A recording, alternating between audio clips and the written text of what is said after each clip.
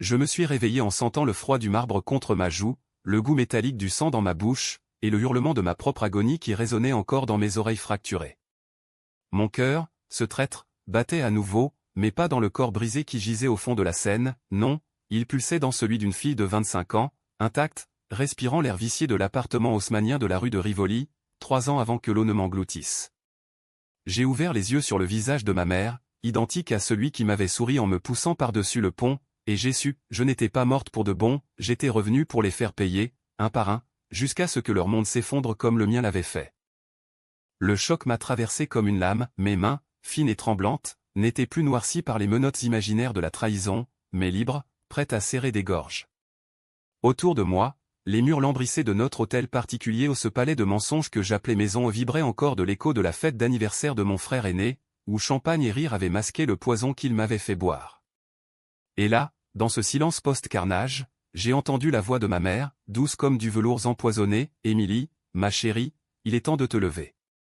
Aujourd'hui, c'est le jour où tout change. » Paris, cette ville des lumières éternelles, s'étalait sous mes fenêtres comme une toile vivante, imprégnée de l'odeur de croissants frais et de l'asphalte humide après une averse nocturne. Mais pour moi, Émilie de Montfort, fille cadette d'une lignée de banquiers dont les noms ornaient encore les plaques des boulevards haussmanniens, ce décor n'était plus qu'un théâtre de marionnettes où j'avais été la plus pathétique des poupées. 3 ans plus tôt au non, 3 ans dans le futur que je venais de quitter dans un tourbillon d'agonie, j'avais découvert la vérité, ma famille m'avait sacrifié sur l'autel de leur ambition. Mon père, ce pilier de la finance française, avait falsifié des comptes pour couvrir les dettes de l'entreprise familiale, et c'est moi, l'héritière naïve, qui avait porté le chapeau. Accusé de fraude, jeté en pâture aux médias, j'avais vu ma vie s'effondrer sous les flashs des paparazzis et les murmures des salons du 16e arrondissement. Mais le pire n'était pas la prison que l'on m'avait promise, c'était la lame dans le dos de ceux que j'aimais. Ma mère, Isabelle de Montfort, avec son sourire de madone et ses perles de la place Vendôme, avait orchestré le tout. Elle, qui m'avait élevé à coups de leçons de piano et de dîner chez Lasserre, avait révélé, dans un moment de triomphe glacial sur le pont des Arts, que j'étais une bâtarde. Pas la fille légitime de mon père, mais le fruit d'une liaison qu'elle avait tolérée pour consolider l'alliance avec une branche déchue de la famille Rothschild. « Tu ne mérites pas cette place, Émilie » avait-elle sifflé, ses ongles vernis de rouge plantés dans mon bras, tandis que mon frère, Antoine, riait nerveusement à ses côtés. Et puis, le poussage ou un geste si fluide, si aristocratique et l'eau froide de la Seine qui m'avait avalé, effaçant mon cri dans la nuit parisienne. Maintenant, revenu dans ce corps de 22 ans, je sentais la rage bouillir comme un vin millésimé trop vite ouvert. J'ai roulé hors du lit à baldaquin, mes pieds nus foulant le tapis perçant qui avait vu tant de mes larmes d'enfant.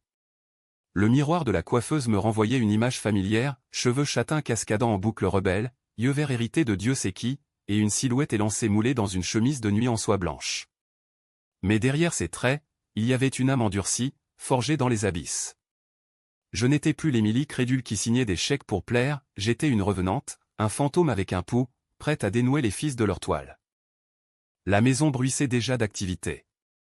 Des pas feutrés dans le couloir, le tintement de la porcelaine dans la salle à manger.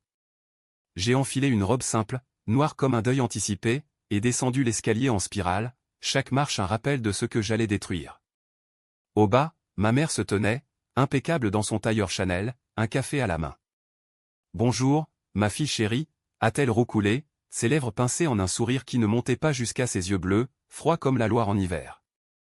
Antoine était là aussi, mon frère aîné, 28 ans, avec son air de golden boy, chemise Lacoste impeccable et alliance en or qui scintillait sous les lustres de cristal. Père, absent comme toujours, négociait sans doute un prêt toxique à la Banque de France. Maman, ai-je répondu, ma voix un murmure de miel empoisonné, j'ai fait un rêve affreux. J'étais en train de me noyer, et tu riais. Les mots ont glissé comme une lame effilée. Elle a sursauté, à peine, mais j'ai vu le voile passer sur son visage un éclat de peur, vite masqué par un rire cristallin. Quelle imagination, Émilie. Viens, mange. Aujourd'hui, nous avons une réunion importante avec les avocats. L'affaire des comptes. Tu sais, celle que tu as si bien gérée. Ah, oui, l'affaire. Dans cette villa, elle n'avait pas encore éclaté. C'était le début, j'avais été nommé à la tête d'une filiale de la banque familiale, un poste que j'avais arraché à la sueur de mes nuits blanches à l'ESSEC. Mais ils avaient déjà commencé à saper mes fondations en faux documents glissés dans mes dossiers, rumeurs murmurées aux oreilles des investisseurs. J'ai pris place à table, piquant dans un croissant comme si de rien n'était, mais sous la nappe, mes ongles s'enfonçaient dans ma paume jusqu'au sang. Le plan germait déjà, je les laisserais creuser leur propre tombe, puis je verserais la terre. La matinée s'est écoulée en un tourbillon de banalités. Antoine m'a raccompagné à mon bureau au siège de la banque, place de la Concorde, où les colonnes corinthiennes veillaient sur nos secrets. « Tu es tendue, petite sœur ?» a-t-il dit en posant une main sur mon épaule, un geste fraternel qui, dans mon souvenir, précédait toujours une trahison. « Laisse-moi t'aider avec ces rapports. Perdi que tu fais du bon boulot, mais... » J'ai souri, serrant les dents. « Merci, Antoine. Mais je gère. » À l'intérieur, je revivais la scène, lui, signant ma condamnation en falsifiant ma signature sur les transferts illicites. Il paierait le premier. De retour à l'appartement, j'ai fouillé ma chambre comme une voleuse dans sa propre maison. Sous le plancher, là où j'avais caché mon journal intime, ce recueil de confidences que ma mère avait lu et utilisé contre moi, où j'ai trouvé une lettre jaunie. C'était la preuve, une correspondance entre ma mère et un amant anonyme, datant de ma conception. L'enfant consolidera l'héritage, écrivait-elle. Pas d'amour, que de la stratégie. J'ai plié le papier, le glissant dans ma poche comme un talisman. Ce soir, à la réception chez Maxims, je commencerai. J'inviterai le doute, sèmerai la discorde. Et quand il mordrait à l'hameçon, la vengeance s'abattrait, impitoyable. La soirée tombait sur Paris comme un voile de soie noire. J'ai descendu les Champs-Élysées dans un taxi, le cœur battant au rythme des klaxons et des rires des touristes. Maxims, ce bastion de la haute bourgeoisie, m'attendait avec ses miroirs dorés et ses serveurs en habit. Ma famille y trônait déjà, entourée d'hommes en smoking et de femmes parées de diamants. J'ai franchi les portes, une coupe de Dom Pérignon à la main, et j'ai croisé le regard de ma mère. « Tu es radieuse, Émilie ?» a-t-elle dit, mais ses yeux fouillaient les miens, cherchant la faille. « Merci, maman. C'est grâce à toi. » J'ai trinqué, le verre tintant comme un glas. Antoine s'est approché, flanqué de sa fiancée, Claire, cette vipère blonde qui avait témoigné contre moi dans l'autre vie. « À la famille ?» a-t-il lancé. J'ai souri, à la vérité. Les mots ont plané, lourds d'un sous-entendu qu'ils n'ont pas encore saisi. Mais bientôt, ils comprendraient. La nuit était jeune, et ma renaissance tout juste commencée. Au fil des heures, les conversations ont coulé comme le champagne, affaires, mariages arrangés, les derniers scandales du CAC 40. J'ai écouté, hochant la tête, mais mon esprit cartographiait leurs faiblesses. Père, avec ses maîtresses cachées au marais, Antoine, endetté jusqu'au cou par ses jeux à Deauville, ma mère, obsédée par l'apparence, terrifiée par le déshonneur. Quand un journaliste influent, un certain Laurent Duval de Le Monde, s'est approché, j'ai vu l'ouverture. Mademoiselle de Montfort, vos récents succès à la banque font sensation. Mais on murmure des irrégularités. J'ai ri, un son clair et innocent. Des murmures? Oh, monsieur Duval, les jalousies sont le sel de notre milieu. Mais si vous voulez la vérité, parlez à mon frère. Il gère les comptes avec tant de créativité. Antoine a pâli, sa main serrant son verre. Ma mère a jeté un regard acéré, mais j'ai continué, feignant l'ingénuité, n'est-ce pas, Antoine? Rappelle-toi ce transfert vers les Caïmans, l'an dernier. Une blague, bien sûr. Les mots ont atterri comme des grenades, et j'ai vu les fissures se former. Duval a noté quelque chose, son stylo grattant le papier comme des griffes. Plus tard, seul dans les toilettes dorées, j'ai vomi au nom de peur, mais de la bile de la haine accumulée. Mon reflet me fixait, accusateur, étais-je devenu un monstre? Non. Il l'avait fait d'abord. Dehors, la pluie martelait les vitres, et Paris scintillait, indifférente. J'ai essuyé mes lèvres, redressé ma posture. Demain, j'irai à la banque, et je commencerai à falsifier au pas les leurs, mais les miens, pour les piéger dans leur propre toile. La revanche n'était pas un jeu, c'était une symphonie, et j'en étais le chef d'orchestre impitoyable. Le lendemain matin, le soleil filtrait à travers les voilages de ma chambre comme un complice timide, illuminant les ombres que je projetais sur le mur. J'avais à peine dormi, hanté par des visions fragmentées, le pont des Arts enveloppé de brume, le poids de la main de ma mère sur mon dos, le gargouillis de l'eau dans mes poumons. Mais ces cauchemars n'étaient plus des chaînes, ils étaient du carburant. J'ai enfilé un ensemble pantalon gris perle, sobre et professionnel, et descendu l'escalier, où le petit déjeuner familial se déroulait en un rituel de faux-semblant. Père était rentré tard, les traits tirés par une nuit de négociations âpres. « Émilie, ma fille » a-t-il grommelé en pliant son Figaro, « on parle de toi dans la presse ce matin. Duval a écrit un article flatteur sur tes initiatives. » J'ai jeté un œil au journal, une photo de moi à la banque, sourire éclatant, avec un sous-titre ambigu, « La nouvelle étoile de la finance française » ou un éclat trop vif. Parfait. Le doute était semé. Ma mère, sirotant son thé d'Argeling, a pincé les lèvres. « C'est bien, mais prudence, Émilie. Les ragots sont des vipères. »« Je sais, maman. Comme ceux sur Antoine et ses investissements exotiques. » J'ai lancé la pique sans lever les yeux de mon assiette, et le silence s'est abattu comme une guillotine. Antoine a toussé, Claire a rougi, et Père a froncé les sourcils. « Qu'est-ce que c'est que ces sottises » a-t-il demandé. J'ai haussé les épaules, innocente, « Oh, rien. Juste ce que j'ai entendu à Maxims. » Ma mère a changé de sujet avec une dextérité de funambule, mais je voyais la sueur perler sur sa tempe. Bien. Qu'il transpire. À la banque, l'air conditionné bourdonnait comme un essaim d'abeilles enragées. Mon bureau, au dernier étage avec vue sur l'obélisque, était un sanctuaire de verre et d'acier ironiquement, le lieu où tout avait commencé dans l'autre vie. J'ai fermé la porte, verrouillé l'ordinateur, et lancé le plan. D'abord, les emails, j'en ai envoyé un anonyme à Duval, avec des pièces jointes des captures d'écran truquées montrant des transferts suspects signés de la main d'Antoine. Pas assez pour accuser, juste pour titiller.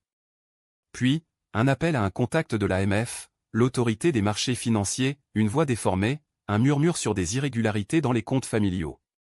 Vérifier la filiale de Mademoiselle de Montfort, ai-je dit. Non, attendez. C'est son frère qui tire les ficelles. Les heures ont filé en un balai de touches clavier et de regards furtifs par la fenêtre. Paris en contrebas grouillait de vie, couple main dans la main le long de la Seine, vendeur de marrons chauds, le ronron des Vélib. Et moi, perché comme une araignée, tissant ma toile. À midi, un déjeuner avec un collègue, Marc, un jeune analyste aux yeux vifs et aux scrupules élastiques. Émilie, tu sembles différente aujourd'hui, a-t-il dit en piquant dans sa salade niçoise au café de la Paix. J'ai souri, posant ma main sur la sienne. Peut-être que je le suis. Et si on parlait affaires ?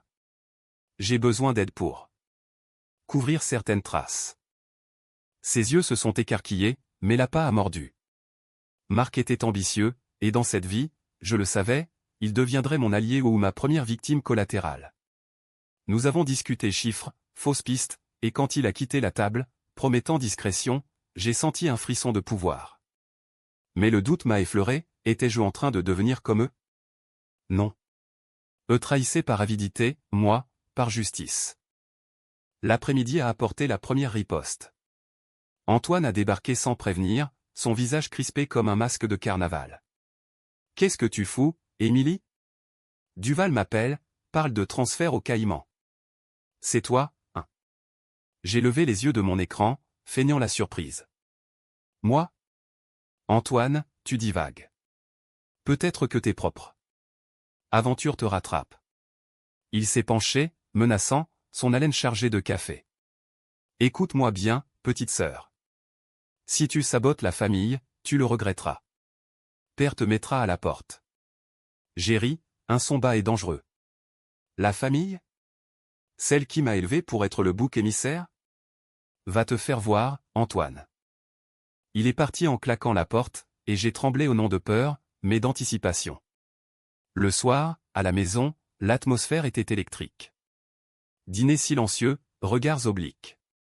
Ma mère a tenté de sonder, tout va bien à la banque, ma chérie ?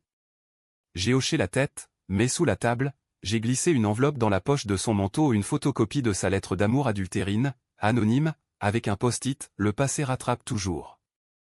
Elle la trouverait plus tard, et le poison s'infiltrerait. La nuit m'a trouvé errant les rues de Montmartre, cherchant l'oubli dans les ruelles pavées et les odeurs de peinture fraîche des artistes de la place du Tertre. J'ai acheté un café serré à un zinc, observant les amants enlacés sous les lampadaires. Était-ce cela, la vie ? Amour et légèreté ? Pas pour moi. Pas encore. Mon téléphone a vibré, un message de Marc. C'est fait. Les traces sont effacées. Pour l'instant. J'ai souri dans l'ombre. La toile se resserrait. Le lendemain, l'orage a éclaté. Père m'a convoqué dans son bureau, une forteresse de bois de cerisier et de livres reliés. Émilie, assieds-toi. L'AMF enquête. Sur nous. Sur toi. Ses yeux, d'habitude froids, trahissaient une panique contenue. J'ai croisé les jambes, sereine. Sur moi? Père, c'est absurde. Ce sont les erreurs d'Antoine. Il a tapé du poing sur le bureau, un geste rare pour cet homme de marbre. Antoine? Il dit que c'est toi qui l'as piégé. Et ta mère? Elle est effondrée. Quelqu'un lui a envoyé des lettres. J'ai faim l'horreur. Des lettres? Mon Dieu. Qui ferait ça? À l'intérieur, l'exultation. La discorde fleurissait. Mais alors, un coup à la porte, Claire, les yeux rougis. Émilie, Antoine est parti. Il dit que tu le détruis. Le chaos s'installait, et avec lui, ma satisfaction amère.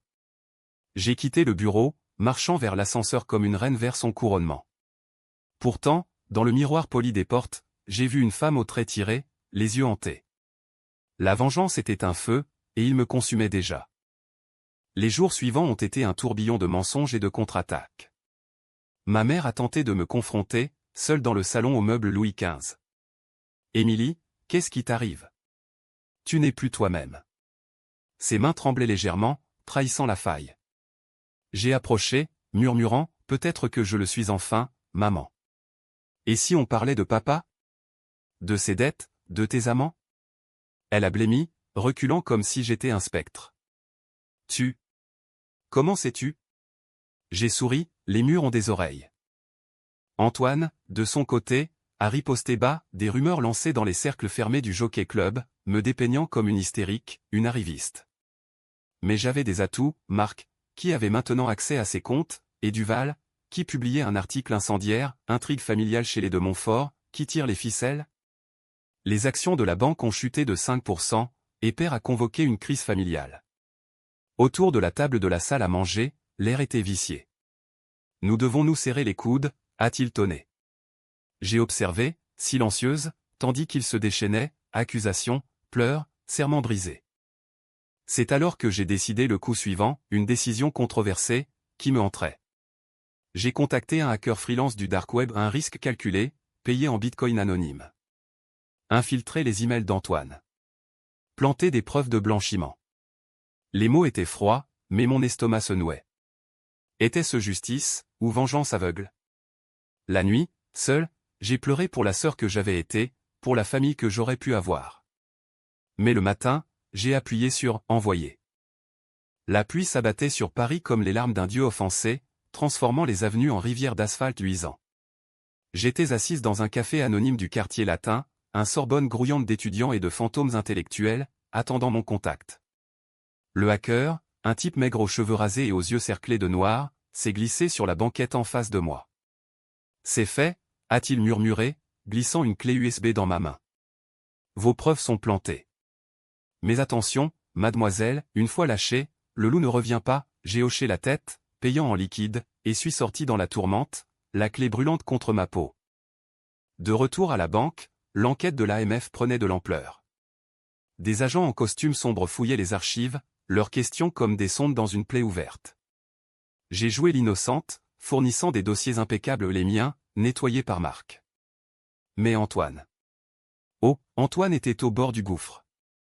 Son bureau avait été perquisitionné, et les emails falsifiés montraient des transferts vers des comptes offshore, liés à des cartels sud-américains.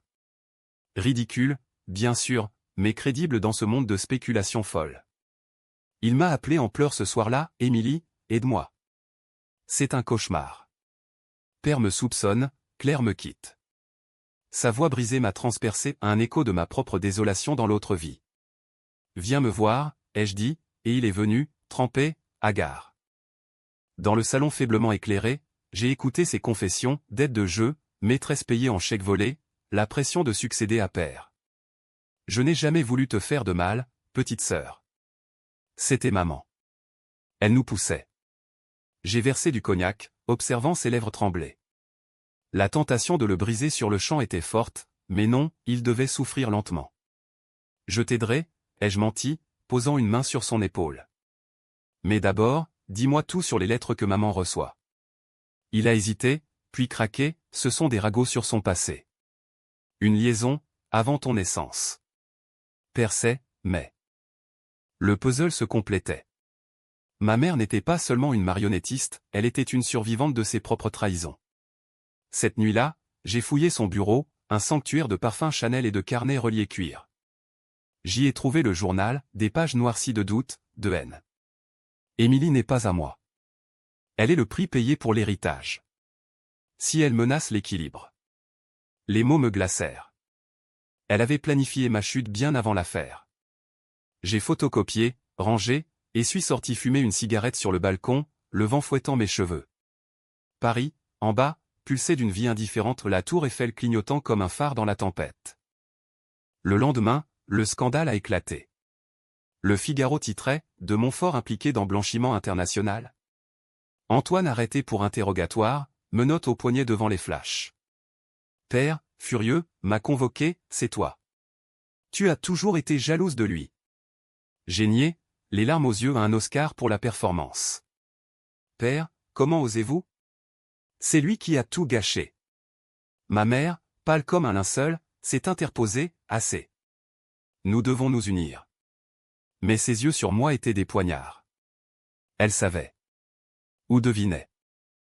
Les jours suivants furent un chaos orchestral. La banque en chute libre, investisseurs fuyant comme des rats d'un navire coulant.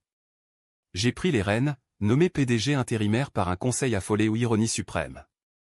Dans les réunions, j'ai brillé, plan de sauvetage, alliance avec des fonds qataris, discours enflammés devant les actionnaires au Meurice.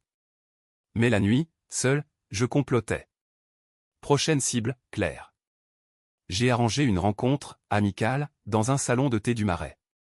Antoine est innocent, ai-je dit en sirotant mon Earl Grey. Mais il y a pire, il te trompe. Avec une mannequin, à l'hôtel Plaza. Mensonge, bien sûr, mais elle a mordu, ses yeux s'embuant. Le lendemain, rupture publique, scandale sur Voici. Ma mère a contre-attaqué subtilement, invitations annulées, murmures aux amis du bridge. Émilie devient incontrôlable, chuchotait-elle à la duchesse de Luxembourg. Mais j'avais des oreilles partout aux marques, maintenant mon amant occasionnel, un pion utile. Ensemble, nous avons planté une preuve plus sombre, un faux enregistrement audio où elle confessait l'adultère à Père. Envoyé anonymement à son téléphone. Quand elle l'a écouté, seule dans sa chambre, j'ai entendu le cri étouffé à travers la porte. Satisfaction? Oui. Mais un vide grandissait. Puis vint la décision controversée, celle qui me marquerait à jamais. Père, acculé par les créanciers, proposa un arrangement, vendre la maison familiale, exiler Antoine. Et toi, Émilie, demanda-t-il. J'ai vu l'opportunité, laissez-moi gérer. Mais en échange, je veux la vérité sur ma naissance. Silence. Ma mère s'est figée. Qu'est-ce que? J'ai sorti la lettre, la posant sur la table comme une grenade dégoupillée.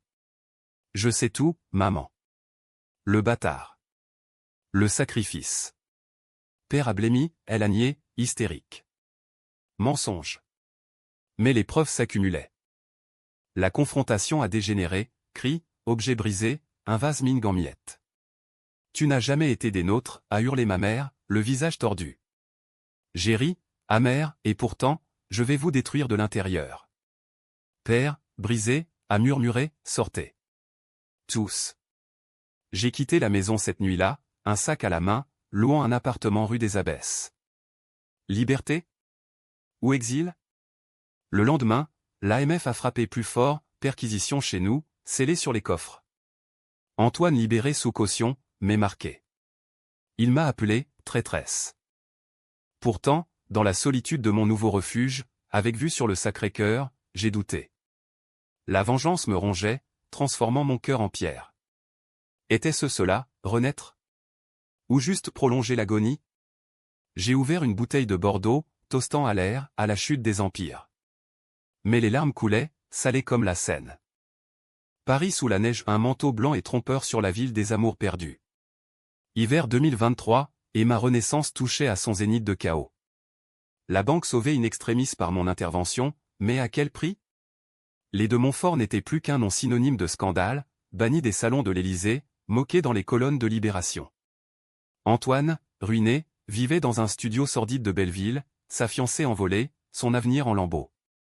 Père, terrassé par une crise cardiaque, gisait à l'hôpital Cochin, branché à des machines qui bipaient comme des reproches. Et ma mère? Ah, ma mère était un spectre errant dans l'hôtel particulier vidé de ses trésors, vendant les bijoux pour payer les avocats. J'aurais dû jubiler. Au lieu de cela, un malaise me rongeait, comme un poison lent. Mon appartement, avec ses murs nus et son poêle à gaz ronronnant, était un bunker contre le monde, mais pas contre les fantômes. Chaque nuit, je revivais la mort, l'eau glacée, les lumières du pont dansant au-dessus de moi, le rire d'Antoine étouffé par les vagues. Et maintenant? J'étais PDG, couronné par la presse comme la phénix de la finance, mais mes mains étaient souillées. Marc, mon complice, devenait pressant. Émilie, on devrait t'arrêter. C'est trop loin. Je l'ai repoussé, son corps chaud contre le mien, une distraction éphémère. Pas encore, ai-je murmuré, mais mes yeux évitaient les siens. Le coup suivant fut le plus audacieux et le plus controversé. J'ai organisé une réconciliation familiale à l'hôpital, sous les néons blafards. Antoine, amaigri, barbe naissante, est arrivé en premier, ses yeux rougis par la haine. Pourquoi, Émilie? Qu'est-ce que je t'ai fait? J'ai fermé la porte, le forçant à s'asseoir. Tu te souviens du pont? Non, bien sûr. Dans cette vie, ça n'a pas encore eu lieu. Mais ça arrivera, si je ne t'arrête pas, Hilary, incrédule, tu délires. J'ai sorti l'enregistrement, le vrai, pas le faux, une confession qu'il m'avait faite dans l'autre timeline, avouant le plan de ma mère. Sa voix, claire comme du cristal brisé, on te sacrifiera, Émilie. Pour le bien de la famille. Son visage s'est décomposé. Comment? J'ai souri, sadique, je sais tout, Antoine. Et maintenant, tu vas m'aider à finir maman. Sinon, cet enregistrement va à la police. Chantage pur, une décision qui me ravalait au niveau des monstres que je combattais. Il a craqué, pleurant comme un enfant, d'accord. Que veux-tu? Le plan, infiltrer ses emails, envoyer des preuves de son implication dans l'adultère de mère à père. Diviser pour mieux régner. Ma mère est arrivée ensuite, parée comme pour un enterrement en tailleur noir, perle funèbre. Elle s'est assise près du lit de père, dormant, et m'a fixé, tu as gagné, Émilie. La banque est à toi. Mais à quoi bon? Tu n'es rien sans nous. Ces mots, un écho de la nuit fatale. J'ai approché, murmurant, rien? Je suis ta création, maman. La bâtarde que tu as élevée pour te venger de ton propre vide. Elle a tressailli, et Antoine, de l'autre côté, a lancé l'appât, un faux email sur son téléphone, découvert, par accident. Père s'est réveillé pile au moment où il l'a lu, son moniteur s'affolant. Isabelle. Comment as-tu pu, a-t-il croassé. Le drame s'est noué en un opéra wagnérien, cris, accusations, le bip des machines comme un cœur funèbre. Ma mère, brisée, a fui dans le couloir, s'effondrant contre le mur. J'ai suivi, la relevant comme une poupée cassée. C'est fini, maman, ai-je dit, et pour la première fois, une pitié fugitive m'a effleuré. Mais je l'ai repoussé. Antoine, complice forcé, a envoyé les preuves, père, apprenant l'ampleur de la trahison, a porté plainte pour divorce, gelant les actifs. La famille implosait, et j'étais l'architecte. Dehors, la neige tombait plus drue, Paris engourdi sous un blanc sépulcral. J'ai marché jusqu'au pont des Arts, ce lieu maudit, et me suis penché sur la rambarde. L'eau en contrebas, noire et lisse, m'appelait. Saute, murmurait une voix, la mienne? Celle de l'Émilie morte? Non. J'ai reculé, tremblante, et appelé Marc. Viens me chercher. J'ai besoin de toi. Il est venu, et dans son étreinte, j'ai trouvé un semblant de chaleur. Mais le lendemain, il a découvert la clé USB, les traces de mes forgeries. Tu es un monstre, Émilie. Il est parti, me laissant plus seul que jamais. Le climax approchait. L'AMF, flairant plus gros, a convoqué une audience publique au palais de justice. J'y suis allé en tailleur Armani, flanqué d'avocats triés sur le volet. Antoine a témoigné contre mère, sous mon chantage implicite, père, depuis son lit d'hôpital, a accusé par vidéo. Et ma mère. Elle s'est levée, pâle et digne, et a tout avoué, l'adultère, les manipulations, le plan pour me sacrifier. J'ai fait ce qu'il fallait pour protéger l'héritage, a-t-elle dit, les yeux sur moi. Mais elle. Elle est revenue du diable. Les juges ont froncé les sourcils, la salle a murmuré. Étais-je accusé de sorcellerie moderne? Non. J'ai pris la parole, voix ferme, mesdames, messieurs, cette famille est pourrie de l'intérieur. J'ai lutté pour la sauver, mais certains poisons ne se soignent pas, preuve à l'appui les lettres, les emails, les transferts. L'audience s'est close sur une suspension, enquêtes élargies, arrestations imminentes. Dehors, les flashs m'aveuglaient. Victoire? Ou damnation? Cette nuit-là, seul, j'ai reçu un appel anonyme, la voix de mère, brisée. Rendez-vous au pont. Minuit. Finissons en. Le piège ou l'occasion? J'y suis allé, manteau de laine contre le froid mordant. Elle était là, silhouette noire contre les lumières. Émilie. Ma fille. Pas de « ma chérie ». Tu as gagné. Mais sais-tu pourquoi? Elle a sorti une enveloppe jaunie. Ta naissance n'était pas un accident. Ton vrai père. C'était un ennemi de la famille. J'ai gardé l'enfant pour le détruire de l'intérieur. Twist, j'étais l'arme dès le berceau. La rage m'a submergé. Et me tuer. Elle a ri, amère, pour effacer la preuve. Ses mains sur moi, comme avant. Lutte, crie dans la nuit. J'ai poussé au non, elle a glissé, trébuchant sur la glace. L'eau l'a avalé, un cri bref. Déjà vu. J'ai regardé, figé, puis fui. Le lendemain, Paris s'éveillait sous un ciel laiteux, indifférente au drame qui s'était noué sur son pont iconique. Le corps de ma mère repêché au petit matin, une noyade, accidentelle, selon les premiers rapports suicides présumés, glissade sur la glace. Les journaux titraient « Tragédie chez les de Montfort, Isabelle succombe au scandale ». J'ai lu l'article dans mon bureau, les mains tremblantes autour d'une tasse de café froid. Antoine m'a appelé, voix éraillée, c'est toi. J'ai nié, muette, mais le poids m'écrasait. Père, informé à l'hôpital, a sombré dans le coma. La famille, ce qu'il en restait, n'était plus qu'un tas de ruines fumantes. Les semaines suivantes furent un brouillard de formalités, funérailles discrètes au Père-Lachaise, où les tombes des grands en Proust, Oscar Wilde semblaient se moquer de notre chute. J'ai porté le deuil noir, veillant le cercueil comme une veuve de mes propres péchés. Antoine, libéré des charges mineures, m'a confronté dans la crypte familiale, tu l'as tué. Ses yeux, injectés de sang, cherchaient la vérité. J'ai haussé les épaules, comme elle m'a tué. Il a reculé, brisé, et n'a plus donné signe de vie au parti pour l'Amérique, murmurait-on, fuyant les démons. La banque, ironie du sort, prospérait sous ma houlette. J'ai restructuré, épuré, transformé le scandale en leçon de gouvernance. Invitation revenue, dîner au Fouquet's avec des ministres.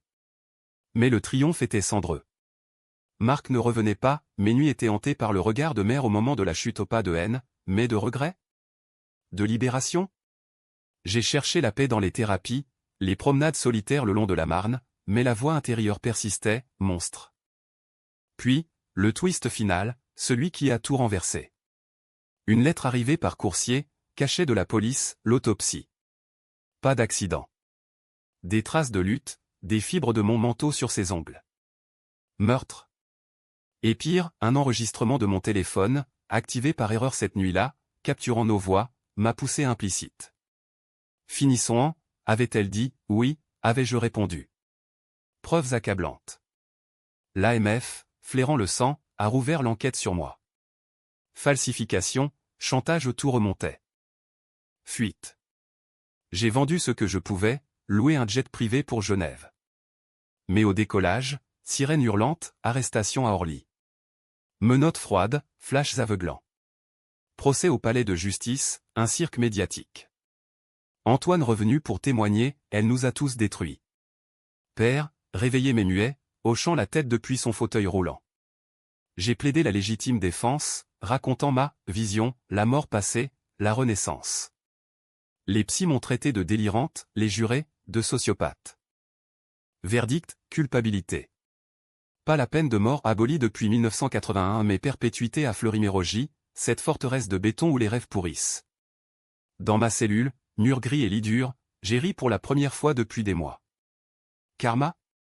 Ou justice poétique? La vengeance m'avait consumé, me ramenant à l'abîme que j'avais fui. Mais dans le silence, une paix étrange, j'avais brisé le cycle. Eux payaient, moi, je renaissais vraiment, dans la solitude. Des années plus tard, libéré par miracle ou grâce? Corruption? Je marche anonyme dans les rues de Lyon, cheveux teints, non changés. Paris est loin, un fantôme. Antoine mort d'overdose, père inhumé modestement. Et moi? Une femme sans famille, mais entière. La scène coule toujours, indifférente. J'y jette une rose, murmurant, repose, maman. Pas de haine. Juste faim.